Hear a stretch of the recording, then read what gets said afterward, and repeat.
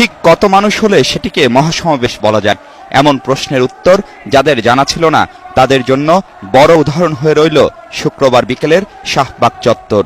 ছাত্র জনতার এই কর্মসূচি তৈরি করল নতুন ইতিহাস, যা আবারও স্বপ্ন দেখায় মুক্তিযুদ্ধের চেতনায় বাংলাদেশ গড়ার। এ আয়োজনের ছিল না আনুষ্ঠানিক কোনো প্রচারণা, তবুও লাখো মানুষের দীপ্ত শপথ, বিচার চাই। সেই সাথে ছিল এতদিনেও তা করতে না পারার গ্লানি, আর এই সবকিছুরই যেন আশ্রয় মঞ্চ শাহবাগ সমাবেশ। আমরা তাদেরকে বলতে চাই, শুধু ক্ষমা নয়, নাকে খত দিয়ে তারা এই দেশে থাকতে হবে। স্বরাষ্ট্রমন্ত্রী মহোদয়কে বলি যে পুলিশ ওই শিবিরের বিরুদ্ধে কোনো কার্যক্রম নেয় না, তাদের বরখাস্ত করুন। ঘাতক কাদের মোল্লার যাবজ্জীবন কারাদণ্ডের রায় প্রত্যাখ্যান করে মঙ্গলবার বিকেল থেকে ব্লগারদের যে আন্দোলন, 4 দিনের মাথায় তা রূপ নিয়েছে জনসমুদ্রে, গণবিক্ষোভ আর গণবিস্ফোরণে। দাবি একটাই, অনেক হয়েছে, আর কোনো আপোষের সুযোগ নেই।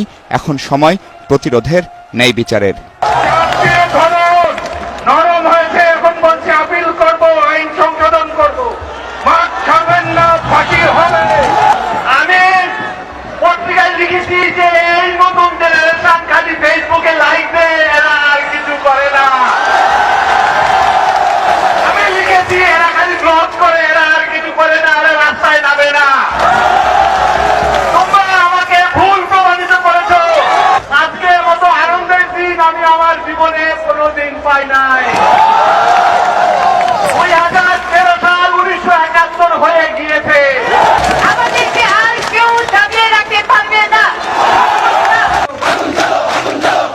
42 বছরের বাংলাদেশ যে এমন করে ঘুরে দাঁড়াতে পারে তা হয়তো ভাবেনি অনেকেই, বরং শত অভিযোগ ছিল এই তারুণ্যকে নিয়ে। ঘাতক কাদের মোল্লার রায় যেন পাল্টে দিল সবকিছুই। একটা সময় ছিল এখানে কানাডার বলতে হতো, পাকিস্তান বলা যেত না। টেলিভিশনে রাজাকার কথাটা মানুষের মুখ থেকে বলা যেত না। তখন হুমায়ুন আহমেদ টিয়া পাখির মুখ দিয়ে বলেছিল, তুই রাজাকার।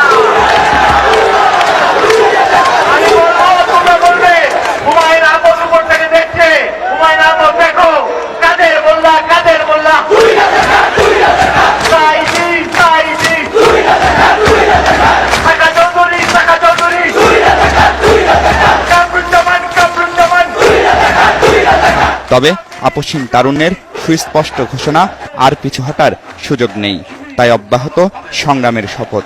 আমরা শপথ করছি, 71-এ যে সমস্ত ঘৃণ্য রাজাকার গণহত্যা ও ধর্ষণের মতো মানবতা বিরোধী অপরাধ করেছে, তাদের সর্বোচ্চ শাস্তি মৃত্যুদণ্ড না হওয়া পর্যন্ত এই গণজাগরণের মঞ্চ গণমানুষের নেতৃত্বে টেকনাফ থেকে তেতুলিয়া আন্দোলন চালিয়ে যাবে।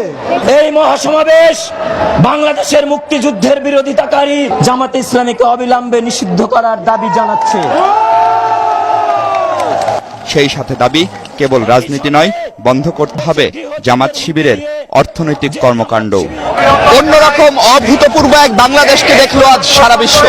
এ যেন শাহবাগ মোড়ে আরেকটি 1971, এ যেন শাহবাগ মোড়ে আরেকটি 1969, আরেকটি 1952। আর সেখান থেকেই তারুণ্যের এই সংগ্রামকে এগিয়ে যাওয়ার আহ্বান জানালেন 71-এর মুক্তিযোদ্ধারা, 71-এর বীর সন্তানরা। আর তারুণ্যের উপস্থিতি আশা জাগাচ্ছে, যে দাবি নিয়ে রাজপথে নেমেছে তারা, সে দাবি পূরণ করেই হয়তো সফলভাবে ঘরে ফিরতে পারবে তারা। মাকসুম মিশু, ATN বাংলা, শাহবাগ চত্বর, ঢাকা।